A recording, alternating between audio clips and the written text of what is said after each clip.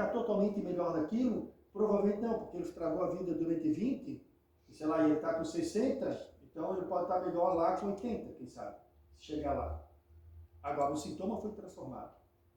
Se o sintoma foi transformado, eu sei que está havendo aquele movimento de equilíbrio dos 5 elementos. Tá?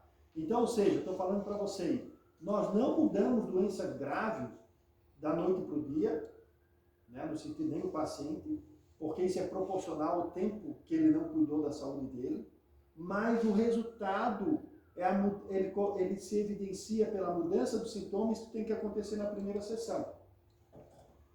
Então, assim, quem quiser qualquer dia acompanhar paciente lá no Iatel, tá de portas abertas, tá? Passar um dia lá, atender com a gente, passar uma semana, vai ver que todo paciente eu falo a mesma coisa, né?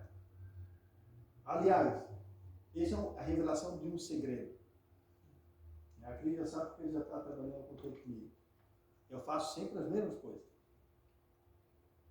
Sempre as mesmas coisas, tá? Né? Eu só adapto a realidade de cada um. É tudo sempre as mesmas coisas. Tá? Então, todo paciente meu, todo, sem exceção, eu falo assim no final da sessão. O que eu pretendo que aconteça, e vai acontecer, é que isso que te trouxe até aqui, por exemplo, a dor no joelho, vai se modificar e vai diminuir. Aí eu falo assim, por exemplo, amanhã de repente você vai perceber que não dói mais aqui na frente do joelho, de repente está doendo atrás. Ou de repente doía bem em cima do joelho, agora parece que está mais para baixo e vai estar um pouquinho mais leve. Tá? Tenho certeza que amanhã vai estar assim. Aí no outro dia a gente aborda o paciente. Os pacientes nossos é 1 atendimento por semana, no máximo 2. Aí a gente liga. E aí, como é que tá falando? Ah, tu sabe que realmente mudou, Roberto, transformou? Agora parece que eu estou sentindo lá no tornozelo também. Né? Ou, Roberto, eu sentia mais no esquerdo, agora hoje eu estou sentindo mais no direito, o esquerdo não doeu. Isso, transformou, que bom. Porque tem que mudar. Porque essa mudança tem que circular. Aí tem paciente que fala assim, é como se a dor estivesse descendo, né? Isso, ela desce mesmo. A gente está trabalhando o canal do estômago, por exemplo, o canal do estômago desce. O paciente vai tendo esse entendimento e a gente vai mostrando, o resultado é esse. Tudo se transforma. Porque, gente, na vida tudo se transforma. A doença que está sempre igual, na verdade ela não está sempre igual, você sabia? A pessoa acha que está sempre igual. Sabe quando a pessoa fala assim, tem sempre essa gastrite, essa dor, quando eu como não sei o que, sempre tem. Isso é uma ilusão dela, ela acha que é isso, mas não é isso. Porque tudo se transforma. Né? Isso é medicina tradicional chinesa, isso é física quântica, isso é pensamento integrativo. Nós somos um sistema circular, nada é igual na nossa vida. Nós não somos iguais, hoje nós não somos iguais a ontem, nem no comportamento, nem né? Olha, teve mudança em cabelo, em pele, né? de aprendizagem, de mudança de pensamento, tudo, nós nunca somos iguais. Então a doença que está sempre igual, a gente fala que é doença estagnada. Isso é uma ilusão, na verdade ela não está igual. A pessoa acredita. Então, quando o paciente fala assim para mim, transformou mesmo, mudou, está um pouco mais fraco, né? A gente está trabalhando a integralidade. E eu falo sempre, vai ser sempre assim, até um dia equilibrado. Mas não tem paciente que fala assim, Roberto, fiquei pior. Lógico que tem. E aí eu trabalho isso com ele. Tu ficou pior como? Me conta. Como é que é esse pior? Doutor, assim, agora hoje eu nem consegui levantar. Né? E como foi? Tu tentou levantar? Qual foi o movimento que tu fez? Até o paciente me trazer um ato falho. Porque sempre tem. O que é ato falho? Ato falho é a contradição. Ato falho é a ilusão que eu estava falando. Então, porque, trazer exemplos reais. Aí o paciente fala assim, não, nem consegui levantar, não sei o que, a dor está mais pior, Roberto, não sei o que aconteceu. E tem paciente que ainda te culpa, né? Então, eu fui aí acreditando que fiquei pior. Aí assim, mas me conta sobre isso, ficou pior como, onde está doendo, né? Então aquela coisa, ser incisivo e acolher. Até que ele fala assim, só foi aliviar quando eu estava no banho, que daí eu coloquei água quente. Eu falei, então tu levantou, tu falou que não conseguiu nem levantar. Não, depois eu levantei. E aí no banho passou? Mas se passou no banho, Então, tu conseguiu ter um período sem dor. Nesse caso, sim. Então, aí eu entro com o meu discurso. Então melhorou nessa situação. Tá vendo, fulano? É verdade. Nesse ponto é verdade, Roberto. Eu não estou manipulando o paciente. Eu estou sendo terapeuta. Eu estou fazendo ele enxergar as coisas reais da vida dele. Por quê? Porque doenças crônicas colocam as pessoas no lugar de vítima. Isso é com todo. Com a gente, com todo mundo. E quando a gente está no papel de vítima, é porque a gente precisa ocupar aquele papel de vítima. Tá? Então, isso é terapia integrativa. Então, bota o óleozinho, ministra. Então, todo paciente tem que ser orientado que o sintoma vai se modificar e vai diminuir, e isso começa a partir da primeira sessão. Entretanto, a doença dele é o caminho que ele tem que construir, e se ele destruiu por 30 anos, nós não temos poder, não somos deuses, para em 10 sessões fazer com que o equilíbrio todo, ou o reequilíbrio aconteça. Isso também vale para a nossa vida. Tá?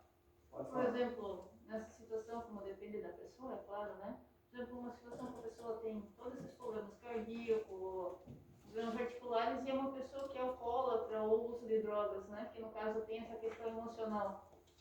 O senhor já pegou algum, assim, que no caso o tratamento leva mais tempo, assim, só para ter entendimento? Mesmo raciocínio. Mesmo raciocínio. O que a gente mais atende são pessoas com graves problemas emocionais, grave mesmo, tá? Depressões profundas, tentativa de suicídio, uso abusivo de droga, tem, mas hoje em dia a gente tem atendido menos. E problemas crônicos de saúde ligados à dor. Então, doenças articulares, musculares, alterações renais, intoxicação de fígado, pacientes com hepatite, às vezes por consequência de abuso, né, de uso abusivo, isso, bebida. E é o mesmo raciocínio. Então, o paciente... Esse intercâmbio entre o tratamento e ainda a pessoa usar a bebida. Exatamente dessa forma. A gente sempre pontua, né, que assim, a gente está num caminho e tem outro. Tá? E eu vou pontuando, vou mostrando para ele, né, que a gente vai ter que entrar numa sintonia. Né? E que eu entendo, mas que a sintonia vai ter que acontecer. Né? Então eu vou pontuando. Então, por exemplo, a gente está atendendo agora recentemente um paciente que teve um acidente vascular, e aí a gente está fazendo um processo de reabilitação dele, e ele briga com o cuidador, com a pessoa que está com ele, porque ele quer fumar, por exemplo. Né? E ele fazia o uso abusivo de álcool, e ele quer fumar. E eu falei para ele, cara, pensa que quando tu quer fumar, lembra que o cigarro foi um dos responsáveis por te deixar nessa situação. E aí faz a tua escolha. E lembra também que você paga um valor social aqui, e que o cigarro também tem um custo, e que a gente também vai avaliar isso. Né? Porque se tu está pagando valor social, mas tu gasta mais com o cigarro, de repente, o teu lugar não é no campo social, é no âmbito privado, particular, porque tu tem. E ele, né? Aí logo depois começou a chorar, entendeu? E aí a gente vai falando, eu sei que é muito difícil, eu sei que não é fácil, eu sei que vício é complicado, mas você tem que agora assumir essa realidade. Essa realidade está aí. Mais fechadas, né? Mais isso, tá? E não é fácil. O uso abusivo de droga e grandes problemas emocionais não é fácil. Mas assim, ó, exatamente da forma que eu estou falando para vocês. Com toda a sinceridade e o coração aberto. Assim que a gente faz, por exemplo, a gente está com um caso agora que foi tentativa de suicídio. A gente deve estar na quinta, sexta sessão. Quinta, né? A paciente voltou a trabalhar, a última sessão ela chegou lá de cabelo modificado, que são elementos que mostram que a pessoa está voltando a trabalhar a autoestima, né? Enfim, voltou a trabalhar, está trabalhando bastante, e sempre dessa forma. Então, sempre exatamente os discursos que a gente está tendo aqui, sabe? Pontuando, e como eu falo assim, eu trabalho muito com essa interpretação psicanalítica, né? Então, assim, essa coisa de pegar o discurso da pessoa, devolver, pegar esse ato falho, essa fragilidade quando a pessoa se entrega e fazer ela refletir sobre isso, tá? De forma firme, né? Mas ao mesmo tempo acolhedora, e vai dando resultado. Tá? E para a gente é isso, o resultado significa a transformação do sintoma na sessão seguinte. Então, ou seja, eu nunca aguardo que o paciente vai chegar numa sessão e falar assim para mim, Roberto, eu estou melhor, a minha dor passou. Eu nunca aguardo isso, mas eu aguardo e forço para que isso aconteça discursivamente, eu estou falando, que o paciente fale que mudou. Né? Como eu estava dando exemplo ali da parte articular. Né? Eu vou forçando isso, dialogando, até o paciente falar, não, nesse aspecto ficou um pouquinho melhor, ótimo, mudou, é isso que a gente tem que, isso que a gente precisa. E aí eu falo assim, veja, uma sessão, fulano. Pô, uma sessão já mudou o sintoma, que legal. Aí eu falo, isso mostra que você pode reagir bem ao tratamento.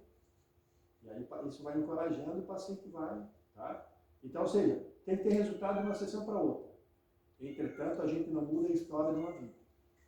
A gente só pode reescrevê-la com o paciente. Mas já pegasse um caso que a pessoa só falou, eu sinto dor, mas não fala nada sobre ela?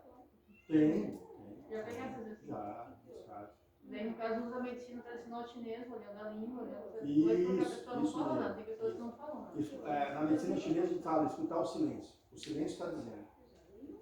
Tá? E às vezes, você pode lançar perguntas do tipo assim, você não gosta muito de falar ou você não quer falar? Bom, eu vou, em relação a isso, passar uma outra técnica para você. Que é uma técnica que chamou muita atenção do Júlio Lins, que é médico lá em Recife, que trabalha com meditação e também é acupunturista. E a gente fez um congresso há um tempo atrás e eu apresentei um trabalho que foi o uso do shiatsu com o efeito do shiatsu em pessoas que tinham sofrido abuso sexual. Tá? Que foi um trabalho que, na verdade, eu atendia algumas mulheres que tinham problemas emocionais e trabalhando com terapia integrativa, e especificamente com shiatsu, sem aromaterapia nesse caso, eu começava a ver que nessa mudança do sintoma surgia a questão do abuso na infância e adolescência. E aí eu comecei a entender que o shiatsu é uma grande ferramenta para reconstruir as histórias de abuso feminino. E a gente apresentou isso no congresso. E a partir disso, eu desenvolvi uma técnica na entrevista, na conversa com o paciente, que é exatamente a seguinte. Quando o paciente está muito calado, quando o paciente fala, serve para duas situações, esse paciente que não fala e esse paciente que repete sempre as mesmas coisas. Tá? Aí a técnica é o seguinte, eu olho para o paciente e falo assim, conta para mim só aquilo que tu nunca contou para ninguém, mas conta para mim, para que eu realmente possa te ajudar. Mas eu quero saber aquilo que tu nunca contou para ninguém que tu não consegue contar. Eu preciso saber disso. Cara, essa técnica ela serve muito para esse paciente calado, desconfiado, e esse paciente que repete sempre as mesmas coisas. Tá? Sempre a mesma história, o mesmo tratamento, do que não deu certo. Porque foi assim que eu comecei a perceber que os pacientes que eu atendia numa determinada época, no local que eu trabalhei com shiatsu, que é uma técnica de massagem japonesa e que veio da medicina chinesa, que as queixas emocionais, claro, depressão, tentativa de suicídio, ansiedade, crise de pânico, tinha porque tem uma relação com sexualidade e eu não percebia. E ela surgiu assim. Foi com uma jovem que eu via que eu não conseguia me conectar, não conseguia entender as coisas que estavam acontecendo nessa questão, porque assim, mudava o sintoma, depois voltava o sintoma, né? E um dia eu cheguei, olhei para ela e falei, escuta, eu preciso saber o que tu nunca contou para ninguém. Na psicanálise a gente fala que chamar o paciente para contar os segredos verdadeiros. Porque todos nós temos. Né? São os nossos grandes ranços, karmas, traumas, né? Alguns inconscientes, outros conscientes, que a gente não consegue dividir. E que isso está na base, como uma raiz de todos os problemas de saúde nossos. E quando o espaço terapêutico abre essa abertura, né, isso dá um baita resultado. Eu nunca faço essa pergunta em começo de atendimento, assim, tá? Primeira sessão, segunda sessão. Eu deixo rolar e vamos pular pela 7ª sessão, 8ª sessão, esse paciente que é difícil, esse paciente que é repetitivo, que o resultado não chega como a gente quer, eu, às vezes, faço essa pergunta, e aí eu falo porque chamou a atenção porque eu apresentei esse trabalho, e depois o Júlio Lins, lá de Recife, ele veio, a gente estava no auditório, ele veio do meu lado, sentou, aí ele mostrou que ele tinha anotado, né? Ele disse, cara, isso aqui é muito legal, eu nunca tinha percebido, eu disse, eu vou usar com meus pacientes, né? Muito legal a tua sacada. E, na verdade, a psicanálise explica isso, tá? Mas, que é essa coisa, assim, porra, vamos lá, vamos dividir a real, né? Eu estou disposto a te ajudar, mas me conta. E aí tem paciente que começa assim, ó, não, porque uma vez, não, isso você já contou. Eu quero que você nunca contou. Né? Nunca contou. E que você tem que contar. Aí já tem paciente que falou assim, mas eu não sei o que está esperando que eu fale. Tem certeza? Olhando no olhinho assim, né? Tem certeza? Aí o paciente começa a chorar. Aí fala assim, não, eu saquei, eu entendi. Você não quer falar nesse momento. A gente conversa um outro dia sobre isso. Mas você sabe que tem algo para me dizer. Aí rola mais uma sessão, duas. Né? Aí tem paciente que não volta. Eu falo, ei, vamos voltar naquele assunto e tal. Aí já tem paciente que falou, Roberto, eu não quero conversar nada. Ok, legal. Mas ou seja, eu mostrei para ela que eu sei. E ela teve que assumir que tem coisas que sustentam a doença dela e que ela sabe que é. Certo? Ou seja, foi um pacto terapêutico. Ó, eu sei que tudo isso que a gente conversa aqui, isso está lá em cima. A base não é essa.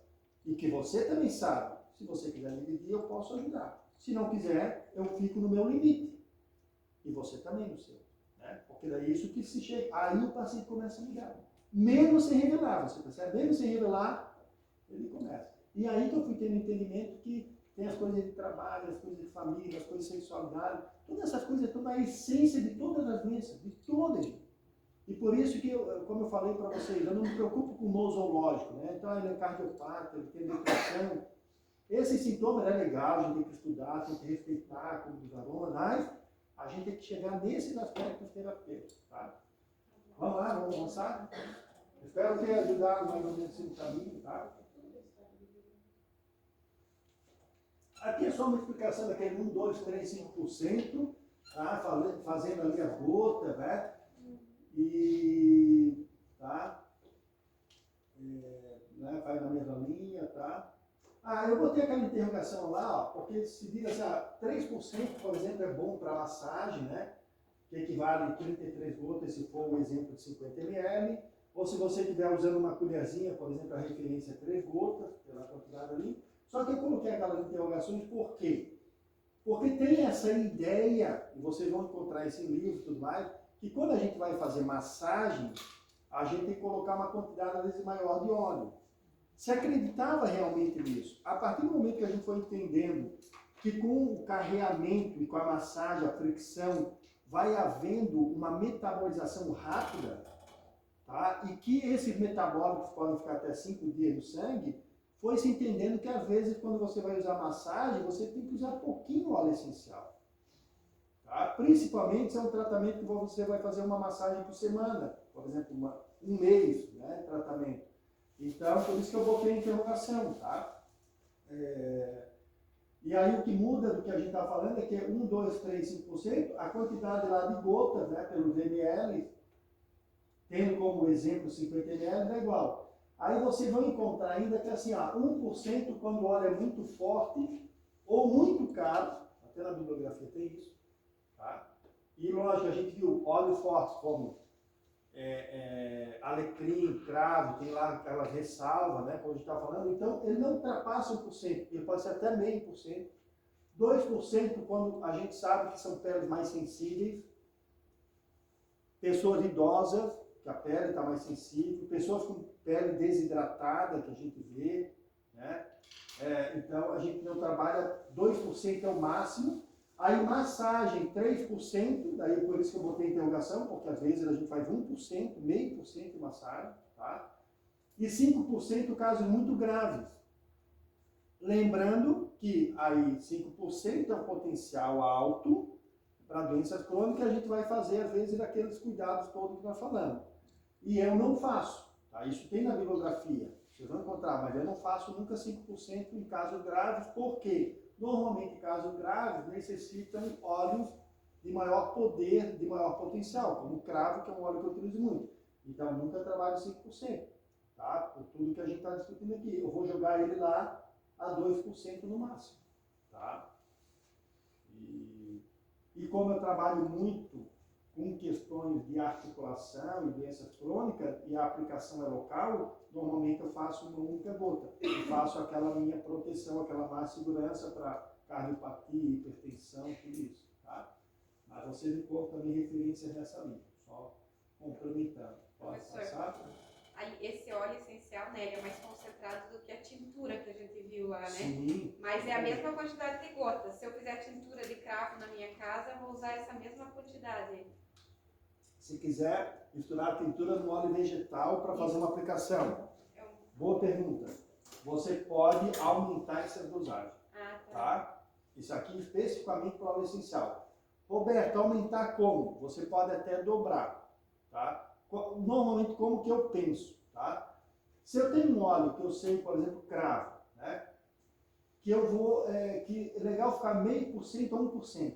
Não passar disso, mas eu vou usar a tintura de cravo, por exemplo, para misturar com o óleo vegetal, aí eu posso chegar a 3%. Aí quem sabe até 5%, né? Mas normalmente eu dobro, tá? Então eu vou chegar ali a 2%, 3%. Tá? Então, ou seja, pode até dobrar essa quantidade, com certeza, tá? Não teria problema não, tá? Porque a quantidade é bem menor do que um óleo essencial, tá? Também nada impede de seguir a mesma referência, mas se quiser subir um pouco, tá numa margem de garantia bem legal, tá? Pode passar, Cris. Carregamento nós já falamos, né? Alguns óleos. Na água, né? Como fazer a vaporização, também alguém tinha perguntado. Então, o vaporizador ambiental, a gente vai fazer ele a 0,5% ou a 2%. Então, aqueles mesmos cálculos, ou seja, a gente vê a quantidade de ml que tem, e vai calcular 0,5%, de 0,5% a 2%. Não se trabalha normalmente com uma escala maior. A gente faz 0,5%, 1% ou 2%, tá? De acordo com a quantidade de ml do recipiente. Ou, no máximo, próximo a 50% da quantidade de ml, como a gente falou também, aqueles dois primeiros princípios, tá? Igual. Então, por exemplo, 100 ml de água, a gente quer fazer 1%, então a gente precisaria 1 ml de óleo essencial. 1 ml significa 22 gotas.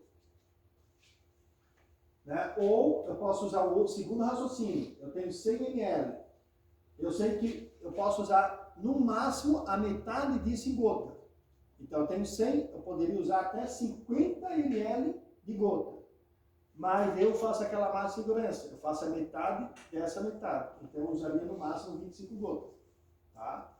E aí uma questão interessante no ambiente é, tudo depende do tamanho do vaporizador. Tá? Por exemplo, esse vaporizador está ficando ligado direto, certo? Porque a gente está num ambiente muito grande. Tá? Ele é para uma sala bem menor, um quarto. Tá? Um espaço para metade desse aqui. Ele está com poucas gotas também, não sei. 4 gotas, né? Então, ele está leve. Tanto é que a gente mal está sentindo o eucalipto, né? Se ele tivesse, por exemplo, aquela. Ali deve. Eu acho que não tem 100 ml, né, Cris? Ali não, é 50. É 50 ml, né? Deve ser 50 ml, então poderia ter até 25 gotinhas. Se eu coloco 50 ml lá em casa, eu coloco 10 gotas de óleo essencial e perfumo a casa toda. Então vamos supor assim, ó, 50 ml. Então a gente poderia, naquele raciocínio lá, ter até 25 gotinhas. Mas eu usaria 12, 13. A Cris botou 4, a gente nem sente. Né? É um espaço grande. Mas se for numa peça da casa, no quarto, na sala, tá? E a gente está aplicando esse raciocínio ali, a gente vai ter, o adulto vai ter, ele pode ficar exposto no máximo a 1 hora. Tá? E criança acima de 6 anos, no máximo 30 minutos. Repetindo, por exemplo, se tem uma criança aqui de 6 anos, como a gente está aqui, pode ficar tranquilo, como nós estamos.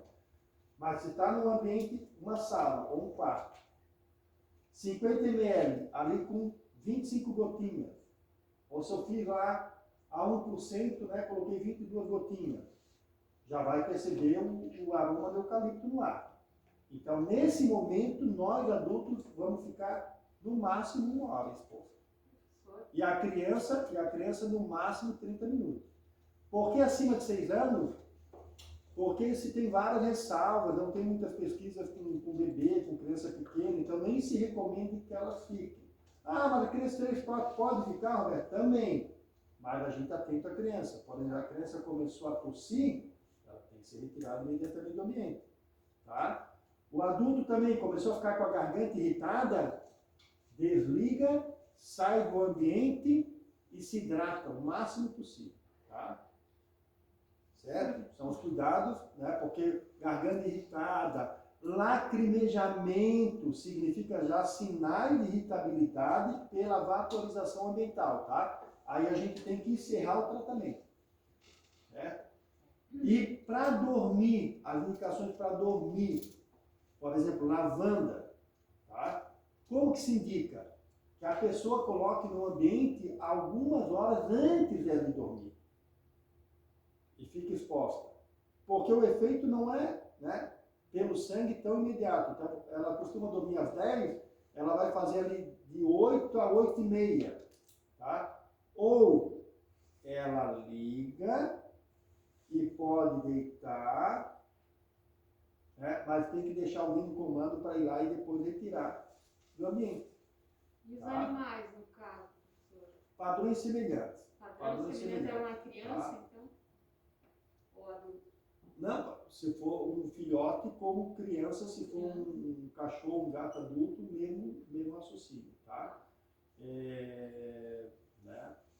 Algumas coisas falando, por exemplo, para reduzir, às vezes, quando é filhote, pela metade desse raciocínio, quando a gente pensa criança, então, um filhote de cachorro, então, ficar no máximo 15 minutos, não 30, tá? Mas tem sido usado muito com animais só o estímulo olfativo, assim, rapidamente, né? Já tem esse... Não, mas por exemplo, no meu Não. caso, eu tenho 2 gatos. Sim. Então, coitado, se eu intoxiquei eles muito mais. Ah, tá, entendi. Mas preocupada com a maldade que tu fez com os gatos. Sim, tadinho. Eu vi que eles estavam dormindo demais naquele dia. Gente, também é importante assim, ó. Olha só. Isso são padrões de biossegurança, os cuidados para a gente fazer o tratamento certo. Mas, por exemplo, Roberto, eu fiz um dia, fiquei uma tarde toda em casa, e isso aí me fez bem. E, sabe, não tive lacrimejamento, não tive garganta irritada, não me prejudicou o sono. Legal. Então, você pode até fazer, às vezes, um pouco mais do que 1 hora, entendeu? Agora, não se recomenda que faça todo dia. Entendeu? Então, você se sentiu bem, deu um efeito, mas você ficou lá 2 horas no ambiente, até ali acabar, né, o receber. Ok, mas amanhã você não faz, no outro dia também não, no outro você pode repetir. Então, pequenos cuidados. Não, eu já percebi essa minha garganta irritou. Eu percebo muito de pacientes falando, por exemplo, lacrimejamento, coceira nas vistas, tá? Ou sensação como se estivesse com rinite, coceira no nariz. Encerra. Isso já é um sinal de irritação pelo aroma que é muito volátil, que está no ar. Tá? E às vezes, quando você encerra no sinal da irritação, você ainda consegue ter um tratamento eficaz. Né? Porque ele vai dar o efeito e está começando a irritação e você não prolonga aquilo. Tá? Mas deve ser cessado imediatamente. E se o sinal foi maior, de muito desconforto, deve-se buscar trocar o óleo por um outro óleo ou mudar a estratégia técnica. Tá? E aí é muito legal, por exemplo, vocês tiveram a disciplina de fito, às vezes a gente faz a troca do aroma pela olfação, pela massagem, pela fito. Por um chá, não às vezes a mesma planta, um outro, que também vai ajudar naquela discussão, daí a gente muda a estratégia.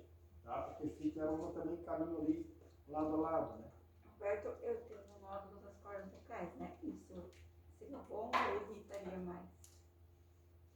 não, assim, não conheço nenhum trabalho, nenhuma situação, mas assim, aquela mesma situação que a gente falava da cardiopatite e tudo mais, apesar de ser fonoaudiólogo também, né, essa coisa assim, nódulo e corda vocal, mas a gente tem que entender assim, o que é o nódulo, né?